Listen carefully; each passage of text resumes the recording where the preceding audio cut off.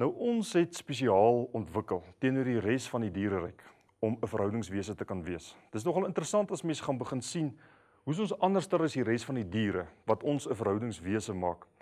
Die mens is een van die min spesies in hierdie wêreld, daar's net 3% wat afpaar, wat saam met 'n ander daar wil wees. Nie saam met baie ander, nie net 'n trop nie, maar spesifiek saam met iemand anderster daar wil wees. En die mens is amper een van die enigste wesens wat dit nie net per seisoen wil doen nie, maar wat wil in 'n lang termyn wil afpaar saam met 'n ander persoon. So daar's iets in ons wat 'n besonderse vermoë tot verhouding het. Maar daar's ook iets in ons wat lewe wil beskerm, wat nie wil seer kry nie. En dis nogal twee kragte wat op so op een slag by ons gebeur. Dat ons wil graag afpaar, maar ons bly hierdie verhouding breek. En wat gaan hier aan? Wat gebeur hier? Nou ons sien vir hierdie padkaart om te werk, vir huwelik om te werk, om twee mense te help om lewe te gaan herstel, moet dit veilig wees. As dit onveilig is, dan wil die proses nie werk nie. Dan wil koneksie nie werk nie. Nou lank terug is die ontwikkeling wat in die brein gebeur het. Sien ons in krokodille en akedisse, daai onderste geel gedeeltjie daaronder. Sien ons dat krokodille en akedisse het net daardie gedeelte van die brein. Hulle het nie die res wat soogdiere en mense ook het nie. En ons sien krokodille en akedisse, hoe hulle met daai deel van die brein dink en ons ook. Is daardie deel van die brein sorg dat jy aan die lewe bly. Hy sorg dat jy konstant asemhaal. Hier soos wat ek nou hierso staan, terwyl ons al hierdie goed sê, is daar iets in my wat net doodseker maak dat ek elke paar sekondes asemhaal. Dit sorg dat ek genoeg suurstof kry.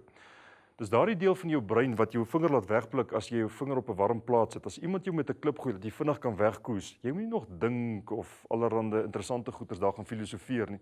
Jy moet uit die pad van die klip kom of jy moet jou vinger van die stoof afhaal.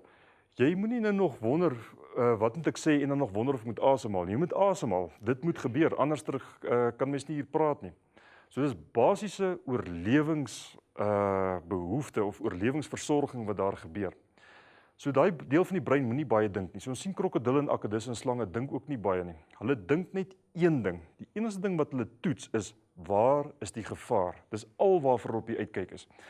Daarvoor het ons 'n verdere ontwikkeling gekry wat ons sien wat ook in soogdiere gebeur. Wat in soogdiere gebeur is, jy kan 'n volgende vraag vra. Jy kan vra, is jy gevaarlik? Dan sê hulle, jy is nie gevaarlik en vra jy so, wat is jy dan? Dan sê hulle, jy's veilig. Ek gaan nie doodgaan nie. En dan kan jy ontspan. As dit veilig is daar passie. So sien honde en katte en kudu's en rooibokke en beeste en skape en mense, omdat hulle veiligheid kan toets, kan hulle passie ervaar. Dan kan hulle speel en opgewonde wees en paar of intiem wees of kreatief wees of al die goed doen wat passie daarso het.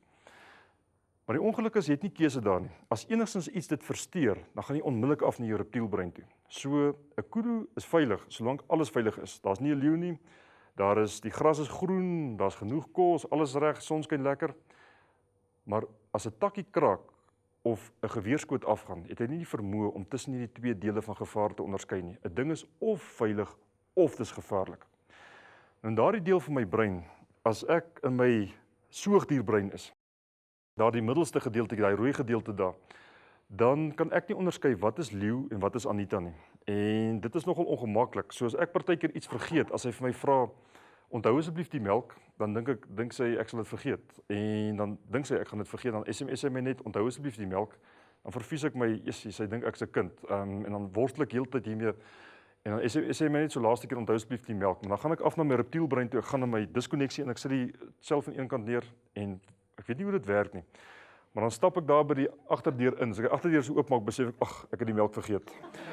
En op daardie plek, as Anita so omdraai en sy besef jy het die melk vergeet, dan het daardie deel van my brein regtig nie die vermoë om te onderskei wat is leeu en wat is Anita nie. Dis asof 'n leeu vir my grom. As hy kleiner as ek is, gaan ek boer haar. As hy groter as ek is, hardloop ek weg, ek diskonnekteer. So dis 'n wonderlike gedeelte van die brein daardie wonderlike ontwikkeling. Mense is daarom al reeds in verhouding, want jy kan broos word. So daardie dele leef in troppe en pare. Hulle kan hulle kleintjies gaan versorg, hulle leef passie. Maar as iets dit versteur, breek die trop, breek die koneksie, breek die passie en jy gaan oor na oorlewing toe. Soos oulik, maar nog nie oulik genoeg vir 'n mens nie. Daar moet meer wees om net tussen reaksie en soms die vreugde van kontak te gaan voel en dan versteur enige iets dit. 'n Kind wat inhardloop, 'n glas wat van die tafel afval, 'n wenkbrauw wat net lig. Daar moet tog iets in ons wees wat die vermoë kan hê om groter te word as ons instink of ons vrees of die seer van die verlede. En dis nou die wonder, dat daar die hele blou gedeelte daarvoor, veral hierdie voorste gedeelte, eintlik net hierdie voorste gedeelte, hierdie frontale lob hierso, is 'n deel in die brein wat bewus kan wees. Nou dit sit ons as 'n mens, as verhoudingswese, net op 'n totale ander vlak in die verhoudinge wêreld. 'n Mens, om bewuslikheid iets daarvan te demonstreer, is dat 'n reptiel, daardie geel gedeelte is nie bewus nie. Hy weet nie dat hy weet nie. Hy kom dit nie agter nie. So 'n slang kom in, soek pik en gaan aan. 'n Slang sê nie, oeps, verkeerde ou gepik nie, ek was liewer vir jou gepik het nie. 'n Slang het net nie daardie bewussyn nie. 'n Mens het daardie bewussyn om te weet dat ek weet dat ek weet. Dis ongelooflik. En mens kan heerlike goed oor bewussyn gaan lees. Maar as mens dit kan doen, het 'n mens die vermoë om meer as een realiteit op 'n slag te kan hou. Nou dit is groot as mens werk met verhouding. 'n Reptiel het een realiteit en dis myne. Julle hoor die magstryd. Hy gebeur daai ou geel gedeeltetjie daaronder. Almal moet werk soos 'n van 'n merwe werk, dan is jy reg. Maar alles anders as 'n van 'n merwe, veral as jy so Anita werk, is daar iets groots fout met jou, sê my reptielbrein vir my. As hier nou 'n krokodil hier inkom, is ons nie hier nie. Daar's of 'n krokodil hier binnekant, of ons is buitekant, of die krokodil is buitekant, ons is binnekant. Maar ons kan nie meer as een realiteit op 'n slag wees as vanuit jou reptielbrein nie. Die nuwe brein het die vermoë om meer as een realiteit op 'n slag te kan hou. Nou, dis belangrik vir liefde, want daar waar liefde inskop, is daar genesing, want ons moet terugkom by lewe. En om by daai lewe uit te kom, beteken dat jy met twee totaal verskillende mense bymekaar uitbring. Anita se realiteit is nie my realiteit nie, en my realiteit is nie Anita se realiteit nie. Al die pare wat hier sit, kan jy maar kyk, as jy sê, kom ons hou eet groenromies, gaan die helfte sê ja, kom ons eet groenromies, ander gaan sê nee, kom ons eet pinkromies. Maak nie saak of jy nou romies of kinders of wat jy ook al in daai spasie gaan insit nie, daar's altyd verskil. Verskil kom by mekaar uit en dis hoe liefde werk. Huwelik is slegs moontlik vanuit jou nuwe brein. Hy's nie moontlik vanuit jou reptielbrein. Die reptielbrein is onbewus en reaktief. 'n Mens moet kan leer om bewus te word in jou verhouding, om verby die magstryd te groei, om die data van magstryd te kan begin gebruik. Nou, as jy dit kan doen, het mens die vermoë om 'n spektrum van gevaar en van veiligheid te kan onderskei. Byvoorbeeld, in my nuwe brein het ek die vermoë om te kan onderskei wat is leeu en wat is Anita. Partykeer voel dit vir my, dis makliker met 'n leeu. Ek kan leeu om die maanhaar gaan vat, net sê leeu, ons is maats, en met Anita moet ek vir die laaste doringboom hardloop. Maar dis eintlik meer reptielbrein daardie wat dit vir my sê. In my nuwe brein kan ek weet wat is Anita en wat is leeu. En omdat ek weet dis nie 'n leeu wat my onmiddellik gaan opvreet nie, maar dis Anita. Sy is net ongelukkig omdat ek die melk vergeet het. Kan ek 'n spektrum van gevaar en veiligheid onderskei, toepaslik intree en dan, as mens bewus kan wees, 'n ander realiteit as myne kan gaan besoek, het ons die vermoë om bewuslik binne in gevaar in te stap, binne in die magstryd in te tree en 'n vraag te vra, wat kan ek doen om gevaar om te skep in veiligheid?